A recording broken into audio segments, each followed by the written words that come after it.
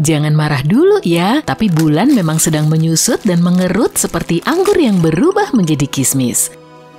Hal itu terjadi karena satelit alami kita ini telah menahan panas di dalamnya selama lebih dari 4 miliar tahun. Tapi intinya perlahan-lahan mendingin dan menjadi lebih padat. Seperti aku. Tidak seperti kulit anggur yang lentur, permukaan bulan sangat rapuh. Kerapuhan ini menyebabkan patahan-patahan terbentuk di mana bagian-bagian kerak yang berbeda saling mendorong satu sama lain yang menyebabkan terjadinya apa yang oleh para ilmuwan disebut gempa bulan. Sejauh ini satelit kita telah menyusut sekitar 45 meter, perubahannya sangat kecil sehingga tidak akan memengaruhi penampakan gerhana atau fase-fase bulan. Bahkan siklus pasang surut pun tidak akan terpengaruh karena masa bulan tidak benar-benar berubah. Proses penyusutan ini tidak akan berdampak langsung pada kita di bumi, tapi bukan berarti semua manusia aman-aman saja. Gempa bulan yang disebabkan oleh proses penyusutan telah menjadi perhatian selama bertahun-tahun. Selama misi Apollo yang terkenal, para astronot NASA meninggalkan seismometer di berbagai titik di bulan. Itu adalah perangkat yang mampu mengidentifikasi aktivitas seismik di permukaan bulan dengan presisi yang luar biasa. Peralatan ini beroperasi selama beberapa tahun dan berhasil menangkap lebih dari 12.000 gempa bulan dengan magnitudo mulai dari 2 hingga 5. Hingga tahun 1977, tim berhasil mengidentifikasi 4 jenis gempa yang berbeda. Beberapa gempa seperti yang disebabkan oleh tumbukan meteorit relatif lebih mudah diidentifikasi. Tapi penyebab gempa bulan dangkal masih menjadi misteri bagi para ilmuwan. Hal ini bisa menjadi hambatan bagi misi masa depan di bulan. Seperti namanya, gempa bulan dangkal terjadi relatif dekat dengan permukaan, biasanya antara 50 sampai 220 km di bawah kerak. Penelitian terbaru menunjukkan getaran-getaran ini dipicu oleh kompresi permukaan bulan yang menyebabkan terbentuknya sesar naik di mana satu lapisan permukaan terdorong ke atas dan melewati lapisan permukaan lainnya. Penelitian ini juga menemukan di mana pusat gempa yang paling kuat, semuanya dimulai di wilayah Kutub Selatan, tepatnya di tempat yang ingin kita tinggali.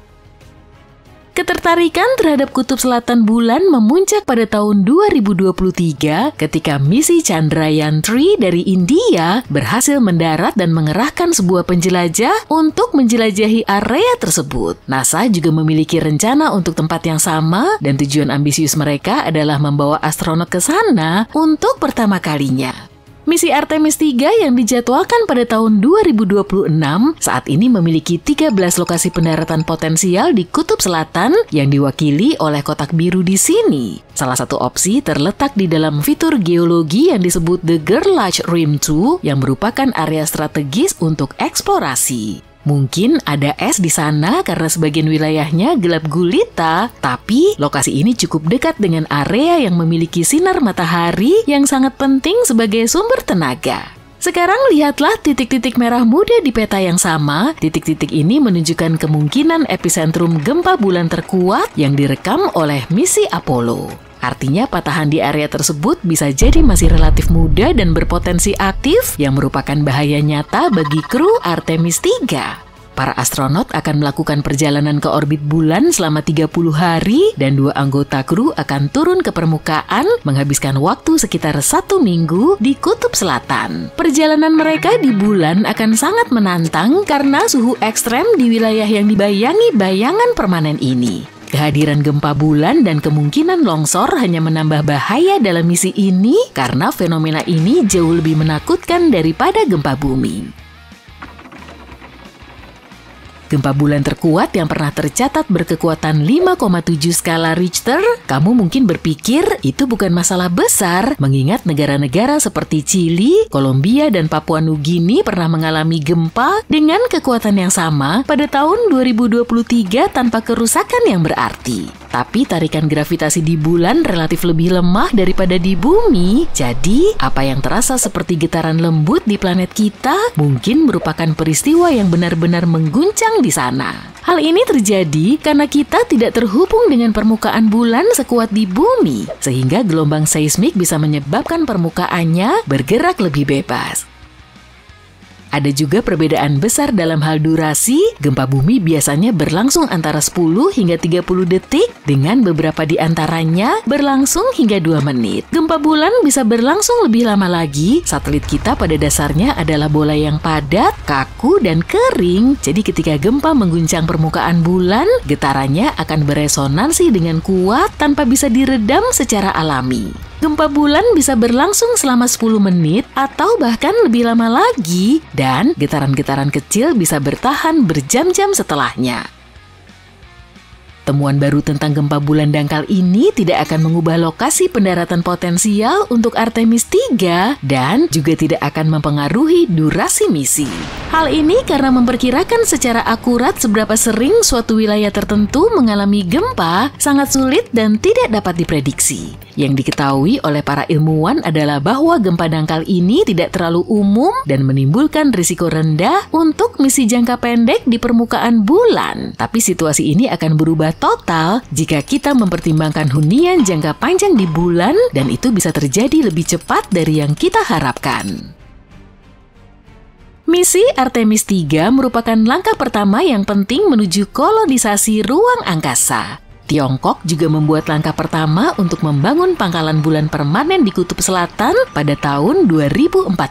Strategi mereka adalah dengan memanfaatkan pencetakan 3 dimensi serta produksi batu bata dari tanah bulan untuk membangun pangkalan bulan. Kedengarannya menarik ya, tapi membangun tempat seperti itu memiliki banyak tantangan, termasuk berurusan dengan radiasi kosmik yang kuat, kekurangan air, dan tentu saja gempa bulan yang berlangsung lama.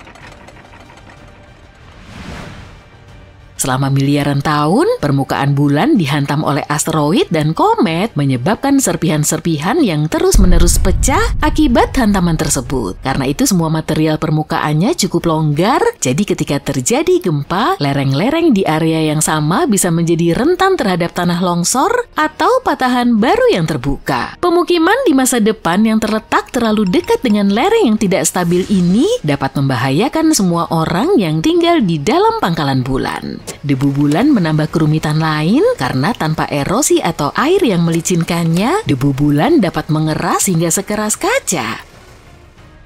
Jika kita benar-benar ingin memahami betapa berbahayanya gempa bulan bagi manusia yang tinggal dan bekerja di bulan di masa depan, badan-badan antariksa masih harus memetakan dan mendapatkan data seismik baru.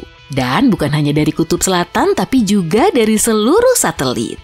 Pada tahun 2025, misi Farsight Seismic Suite atau FSS berencana untuk mengerahkan 2 seismometer paling presisi yang pernah dibuat ke kawah Schrödinger yang berlokasi di sisi gelap bulan. Mengetahui apa yang terjadi di sana sangat penting untuk memahami struktur bulan yang kompleks serta dinamika internalnya. Para ilmuwan masih berusaha mencari tahu apakah kurangnya aktivitas seismik yang terekam di sisi jauh bulan disebabkan oleh instrumen yang ada saat ini yang tidak mampu mendeteksinya atau karena adanya gangguan dari material yang meleleh di mantel. Setelah mendapatkan jawaban ini, akan lebih mudah untuk memahami fenomena gempa bulan dangkal dan menilai implikasinya bagi lingkungan di masa depan di satelit alami kita.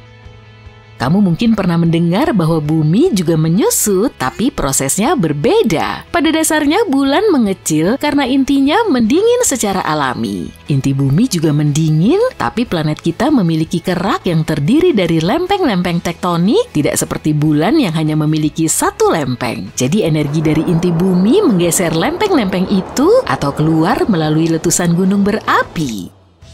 Bumi sebenarnya kehilangan massa secara keseluruhan karena kehilangan atmosfer. Planet kita kehilangan sekitar 45 juta kilogram massa per tahun, sebagian besar dari atmosfer yang bocor. Gravitasi bumi tidak cukup kuat untuk menahan partikel-partikel paling ringan seperti hidrogen dan helium yang terlepas ke luar angkasa. Tapi jangan khawatir, angka-angka ini tidak perlu dikhawatirkan mengingat atmosfer planet kita memiliki berat sekitar 5 kuadriliun ton. Angka yang bahkan tidak bisa kubayangkan. Dengan kata lain, dibutuhkan waktu berkali-kali lipat dari usia alam semesta saat ini untuk menguap seluruhnya. Ini bikin aku bisa bernapas lebih lega deh. Kalau kamu gimana?